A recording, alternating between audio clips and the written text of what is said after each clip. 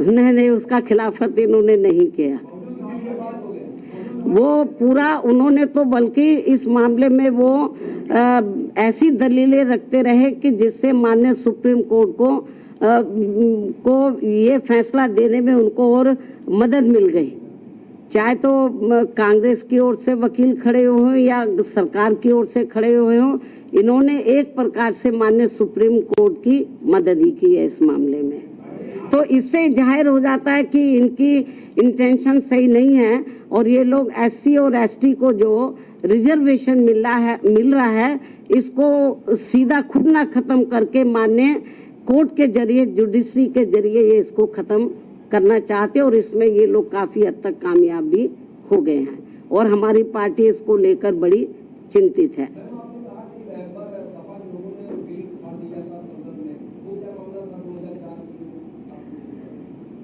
जो SC ST का पदोन्नति में जो आरक्षण का मामला था तो वो लगभग खत्म सा हो गया था। उसको प्रभावी बनाने के लिए हमारी पार्टी ने उस समय सेंटर में कांग्रेस की सरकार थी, उनके ऊपर दबाव बनाया कि आप इसमें संशोधन विधेयक लाइए और पदोन्नति में आरक्षण को पुनः प्रभावशाली बनाया जाए। जब ये बिल लाया गया तो कांग्रेस नहीं चाहती थी कि एससी एसटी वर्गों के कर्मचारियों को पदोन्नति में आरक्षण का लाभ मिले। तो कांग्रेस उस समय पावर में थी, तो कांग्रेस और बीजेपी खुद ना आगे आकर उन्होंने समाजवादी पार्टी के जो सांसद हैं उनको आगे किया और उनकी मिली भगत से उन्होंने इस बिल को फाड़ा और इस बिल को पास नहीं होने दिया और अभी तक ये बिल पास नहीं हुआ है। कोई आपकी पार्टी इसके फैसले के खिलाफ कोई आंदोलन, कोई अभियान? नहीं, अभी आंदोलन मैं आपको जो बताया ना कि हम लोग तो बीजेपी कांग्रेस को ही कोस सकते हैं क्योंकि इनके वकीलों को सही पैरवी करनी चाहिए थी, सरकार को सही पैरवी करनी चाहिए थी। हमने माननीय सुप्रीम कोर्ट से मीडिया के माध्यम से हमने उनसे अपील की है आज कि वो अपने इस फैसले पर पुनर्विचार करें, इस फैसले को बदले, वरना इस देश में जो करोड़ों दलित और आदिवासी समाज के लोग हैं तो जिनको अपने पैरों पर खड़े करने के लिए परम पूज्य बाबा साहब डॉक्टर अम्बेडकर ने जो इनको आरक्षण की सुविधा दी थी, यदि ये खत्म हो गई तो बड़ा मुश्किल हो जाएगा। और जो लोग ये कहते हैं कि एससी में या एसटी में जो जातियां मजबूत हर मामले में आर्थिक तौर पर मजबूत हो गई हैं, तो उसमें से मैं समझती हूँ मुश्किल से 10 या 11% लोग ही मजबूत हो गए होंगे, बाकी 90% लोगों की हालत तो बहुत ज्यादा खराब है। लेकिन माननीय सुप्रीम कोर्ट के इस फैसले से जो लगभग 90% लोग जिनको अभी आरक्षण की जरूरत है तो वो तो और ज्यादा पिछड़ जाएंगे, उनको ये आरक्षण अब मिलेगा नहीं। इस निर्णय के अनुसार यदि उन जातियों को निकाल दिया जाएगा, बहुत बुरा हुआ है ये। और केंद्र और जबकि बीजेपी को चाहिए, वो अपने आप को कहते हैं कि हम एससी एसटी समाज के हिमायती हितैषी हैं, उनको चाहिए पहली बात तो इस केस की पैरवी उनको सही तरीके से करनी चाहिए थी, उन्होंने नहीं की। कांग्रेस ने बेबी ढुलमुल रवैया अपनाया।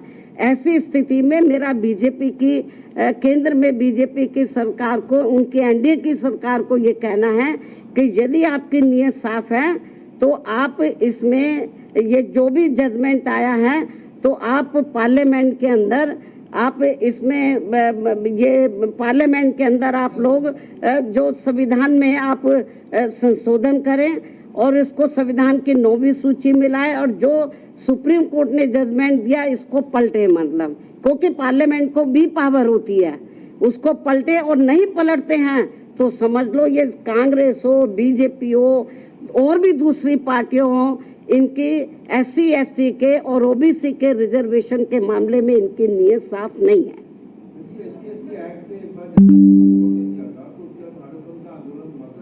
अभी आप रिजर्वेशन की बात करो, विषय को डाइवर्ट मत करो।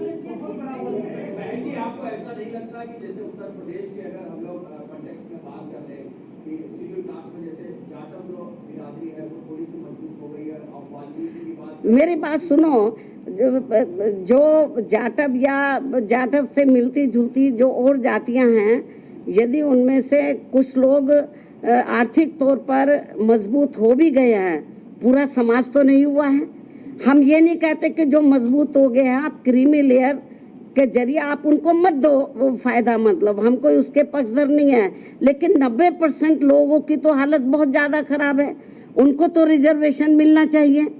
और जो 9-10% जो जाटव या इससे मिलती जुलती जातियों की स्थिति, आर्थिक स्थिति सुधर भी गई है, लेकिन समाज में तो आज भी जातिवादी लोग उनको पुराने नजरिए से देखते हैं, जात पात तरीके से देखते हैं। इसलिए अभी इन सबको रिजर्वेशन की बहुत ज्यादा सख्त जरूरत है। नहीं, अभी ये तो माननीय सुप्रीम कोर्ट को बताना चाहिए था ना, हम लोग तो नहीं करेंगे। सुप्रीम कोर्ट ने कोई इसका पैमाना अभी तय किया नहीं है। बहुत ढुलमुल ये जजमेंट है, और इस तरीके से इसकी आड़ में राज्य सरकारें जो SC/ST को अभी तक रिजर्वेशन मिल रहा है इसको बिल्कुल निष्प्रभावी बना देंगी, ना के बराबर इसको कर देंगी, लोगों को कोई इसका लाभ नहीं मिलेगा। नहीं, हमारे को तो उन्होंने कब बुलाया ही नहीं, जबकि हमारी पार्टी इनके लिए लड़ाई लड़ती रही है। हमको भी बुलाते तो हमारी ओर से वकील जरूर जाता।